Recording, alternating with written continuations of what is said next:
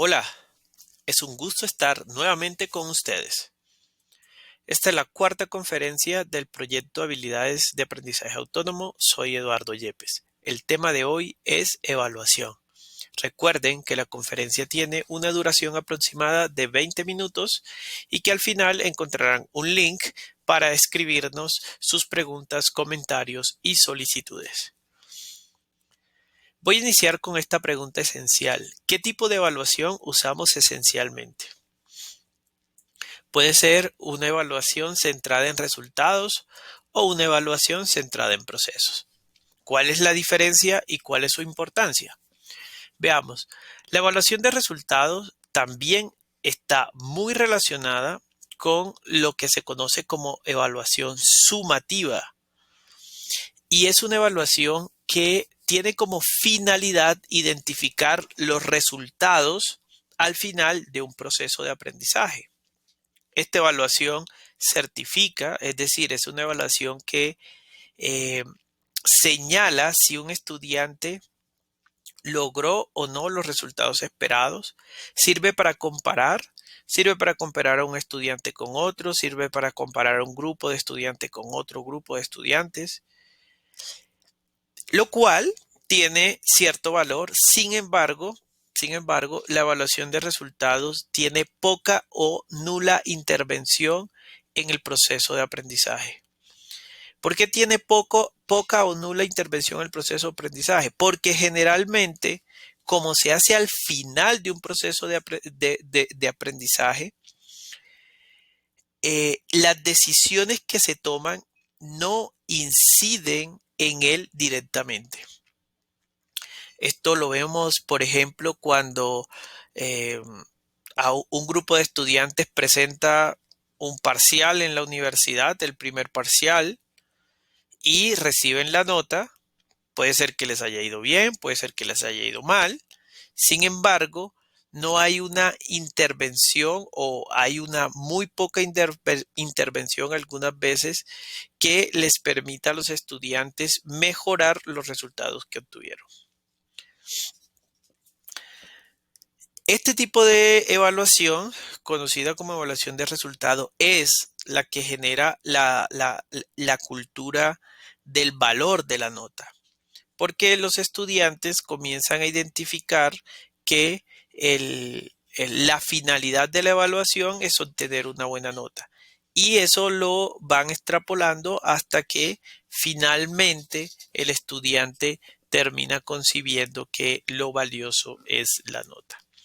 Entonces, aquí hay una primera afirmación radical y es la que consiste en indicar que cuando se usa frecuentemente la evaluación de resultados, se termina contribuyendo a la cultura de valoración de la nota o de la nota como valor último del proceso educativo en los estudiantes.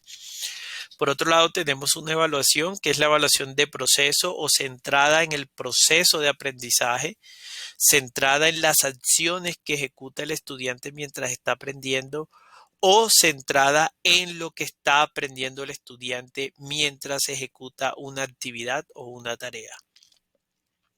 La finalidad es identificar los avances y obstáculos para definir acciones de mejoramiento. En la evaluación de proceso, el estudiante puede ser protagonista o aprende a ser protagonista de los procesos de evaluación. Esto es una diferencia con la evaluación de resultados porque en general en la evaluación de resultados el estudiante es pasivo en el proceso de evaluación. Por otro lado, en la evaluación de proceso, que también está asociada a lo que se conoce como evaluación formativa, hay una frecuencia razonable de intervención, porque permanentemente se está identificando los avances y las limitaciones para tomar decisiones pertinentes e inmediatas. Y esto implica que haya una alta incidencia en el mejoramiento de un mismo grupo de estudiantes, ya que cuando, por ejemplo, el estudiante o los estudiantes y el docente identifican los obstáculos que frenan un proceso de aprendizaje, pueden tomar decisiones para superarlo. O cuando el docente identifica los factores que potencian el proceso de aprendizaje, puede hacer que esos factores se universalicen en un grupo de tal manera que todo el grupo obtenga mejores resultados. En la conferencia de hoy yo me voy a centrar en lo que tiene que ver con evaluación de proceso, algunas hipótesis que presentaré y algunas estrategias. Veamos. Voy a partir de unas premisas y de unas implicaciones. Lo primero es que cuando uno piensa en evaluar el proceso, está partiendo de una concepción de la evaluación que consiste en que la evaluación es un proceso natural. ¿Qué quiere decir que es un proceso natural? Quiere decir que los humanos, por naturaleza, evaluamos. Y esto lo podemos ver cada vez que tomamos una decisión. Para tomar una decisión y para saber tomar una decisión, las personas deben evaluar. Aprovecho para decir algo que quizás me han escuchado decir en otras conferencias, y es que si nosotros queremos que los estudiantes aprendan a tomar buenas decisiones, hay que ayudarles a mejorar en su capacidad de evaluarse. La siguiente premisa es que la meta de la evaluación es el mejoramiento. La meta de la evaluación no es una nota, la meta de la evaluación no es la certificación, sino el mejoramiento. Es decir, identificar los avances, los obstáculos, las limitaciones, las habilidades y las debilidades, los aprendizajes y lo que falta por aprender para mejorarlo. La tercera premisa es que los criterios de evaluación tienen un valor superior, y lo que queremos decir aquí es que los criterios de evaluación se convierten en esta concepción de la evaluación como proceso en los referentes que tiene el estudiante para guiarse permanentemente y el docente para guiarse permanentemente. Eso significa que desde que se empieza un proceso de aprendizaje, los criterios de evaluación deben estar claros, no solamente para el docente, sino también para cada uno de los estudiantes. Veamos unas primeras implicaciones que surgen de estas premisas. La primera es que se comienza a transformar la motivación de los estudiantes, alejándose de la valoración exclusiva en la nota y centrándose o transfiriéndose esa valoración hacia el mejoramiento. Recuerden que yo estoy conversando en este momento desde la concepción de evaluación de proceso, no de la evaluación sumativa. Y eso significa que paulatinamente, cuando dejamos de, o cuando los estudiantes dejan de concentrarse en la nota, se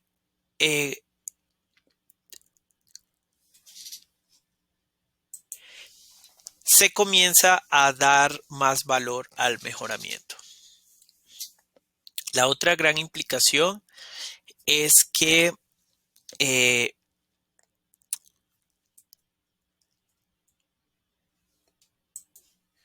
perdón, se bloqueó un poco la pantalla. Ok. Volvamos. Las otras implicaciones son las siguientes. Uno, le ayuda al estudiante a conocerse y aprender a tomar decisiones. Esto es supremamente esencial para el siglo XXI. Una de las capacidades determinantes del siglo XXI es que cada persona aprenda a conocerse y a tomar decisiones. Recuerden que aquí estamos planteando una premisa esencial y es que la evaluación es fundamento para saber tomar decisiones y la evaluación es fundamental para conocerse, para conocer cuáles son las habilidades y cuáles son las debilidades personales. Por otro lado, el estudiante se vuelve protagonista del proceso de aprendizaje en la medida en que aprende a evaluarse y por otro lado, el estudiante amplía sus expectativas. ¿Qué quiere decir ampliar sus expectativas? Quiere decir que el estudiante, en la medida en que va conociéndose y va identificando sus habilidades y sus debilidades, puede eh, empezar un proceso de convencimiento sobre lo que puede lograr. Y generalmente eso que puede lograr es mucho más grande de lo que se imaginaría cuando no sabe evaluarse. ¿Por qué la evaluación de proceso tiene este impacto?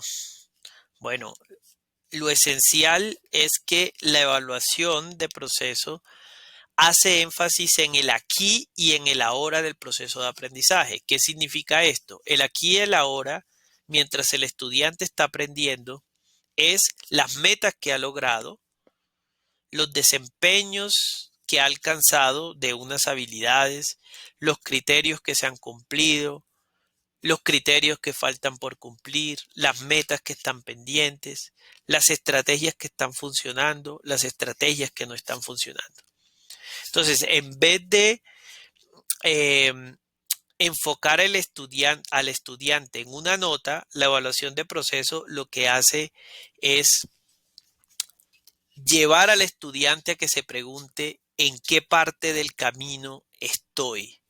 Si la meta que tiene un estudiante es, por ejemplo, aprender a despejar ecuaciones, ¿en qué parte de ese camino está? Muchas veces la respuesta a esa pregunta es que ha avanzado en unos conocimientos y en unas habilidades, pero que todavía le faltan otros.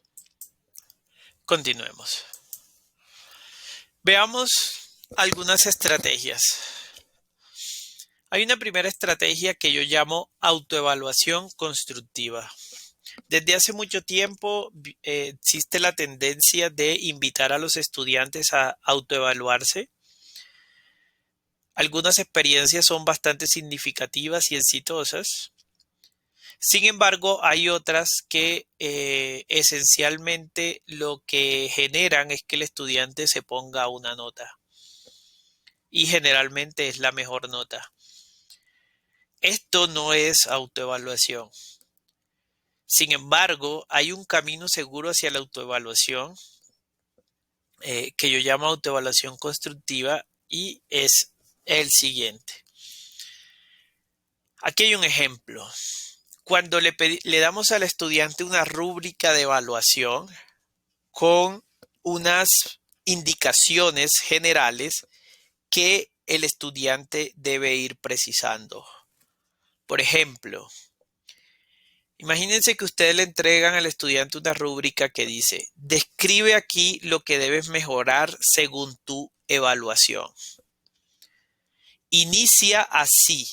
Sé que debo mejorar 3 cosas en esta guía. Entonces, imaginen que el estudiante está trabajando una guía de español o una guía de matemáticas o una guía de ciencias. Entonces, el estudiante debe iniciar su evaluación constructiva con el siguiente enunciado. Sé que debo mejorar 3 cosas en esta guía, o 2 o 4 o 10. Entonces, la primera, la segunda y la tercera. Pero el estudiante debe completar la justificación. No solamente debe enunciar en qué debe mejorar, sino que debe justificarlo. Por ejemplo, debo mejorar en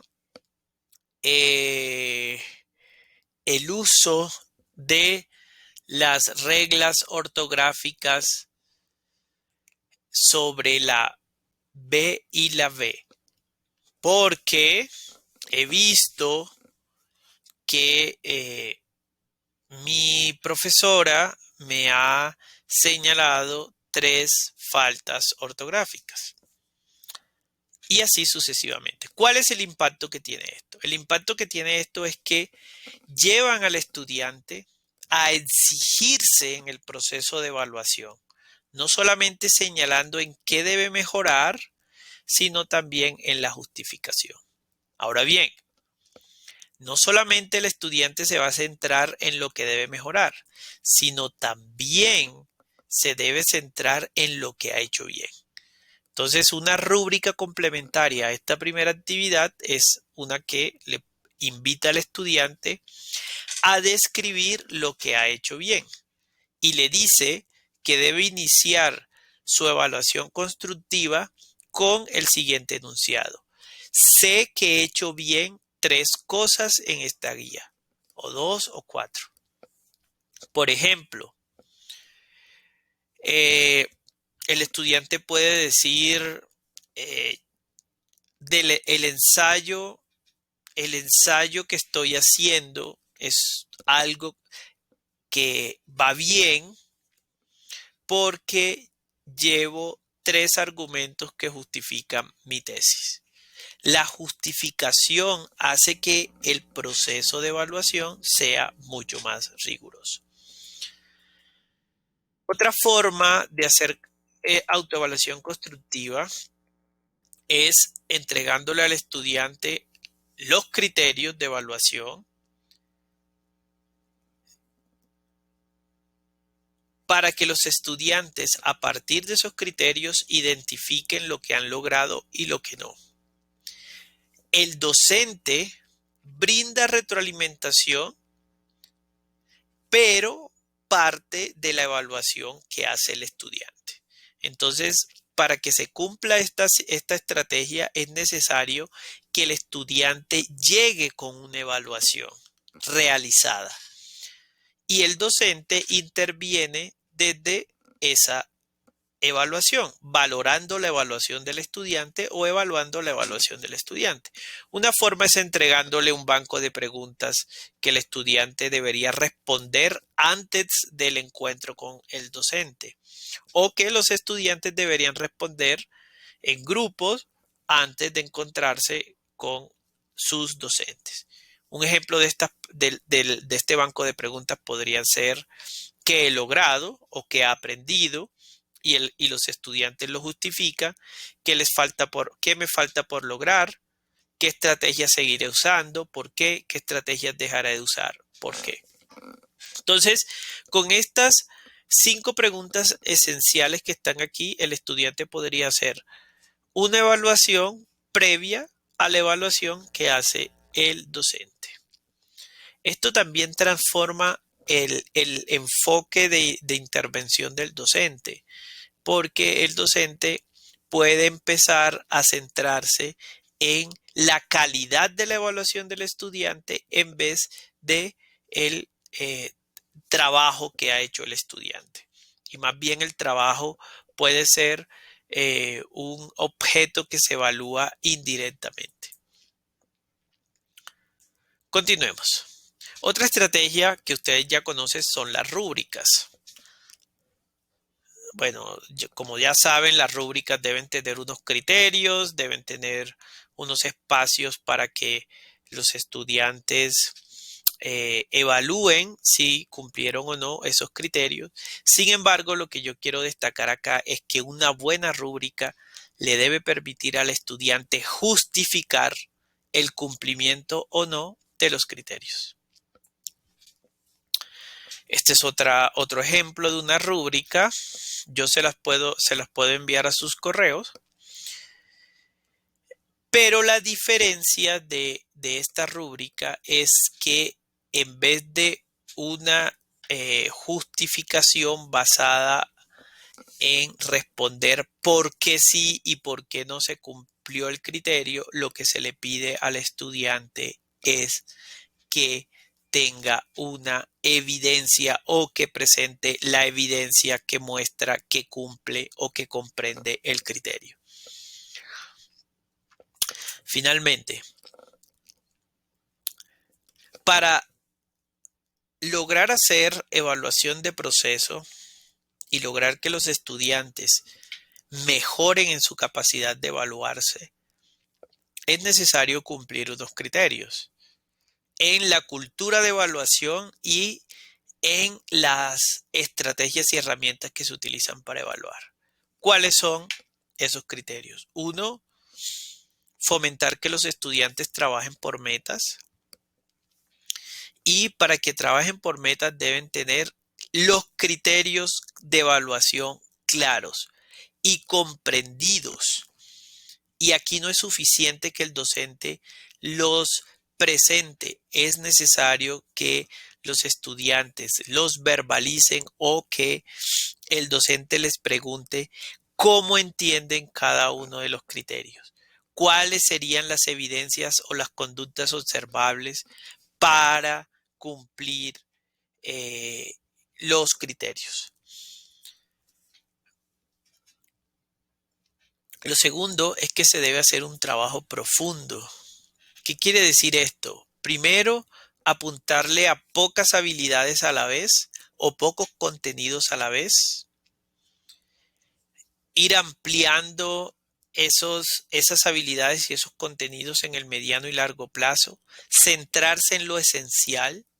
Definitivamente, yo aquí aprovecho para decir que existen muchos estudios que muestran que uno de los errores de la educación a nivel mundial es apuntarle a muchas cosas a la vez. Y otro error fundamental es no construir las bases para el aprendizaje. Sabemos que en Colombia, por ejemplo, hay estudiantes de 11 grado o de 10º grado que no leen bien. Sin embargo, nunca o muchas personas nunca se detienen a ayudarles a construir las bases para que aprendan a leer mejor. Eso es hacer un trabajo profundo. Y finalmente, resignificar el error. Para tener una muy buena cultura de evaluación es necesario que empecemos a ver el error como una oportunidad para aprender, al error como algo que no es negativo y a fomentar una cultura en donde el error es una forma de avanzar. ¿En qué medida? En que si se comprende que se cometió un error, eso ya es un paso para saber cuál no es el camino correcto. Muy bien, apreciados docentes. Espero que el contenido de esta conferencia les sirva para enriquecer y ampliar sus concepciones y sus estrategias de evaluación. Muchas gracias.